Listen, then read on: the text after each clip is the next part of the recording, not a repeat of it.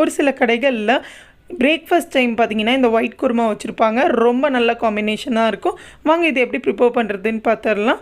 சோம்பு 2 டீஸ்பூன் எடுத்துக்கோங்க. 1/4 மூடி தேங்காய் எடுத்துருக்கிறேன். 4 பச்சை மிளகாய், 50 கிராமுக்கு முந்திரி, ஒரு சின்ன துண்டு இஞ்சி, பூண்டு வந்து 6லேருந்து 7 பல் பூண்டு உரித்து வச்சுருக்கிறேன். ஃபஸ்ட்டு இதுக்கு ஒரு மிக்ஸி எடுத்துக்கோங்க.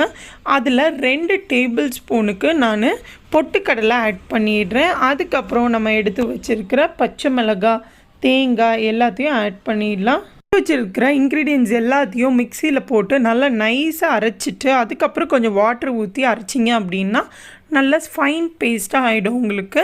இப்போ அது ஒரு பக்கம் இருக்கட்டும். இன்னொரு பக்கம் வந்து பெரிய வெங்காயம் 1 வந்து சின்ன சின்னதாக கட் பண்ணி வச்சுருக்கிறேன்.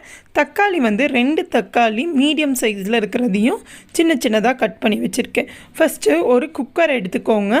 அந்த குக்கரில் ஆயில் வந்து 3 டீஸ்பூன்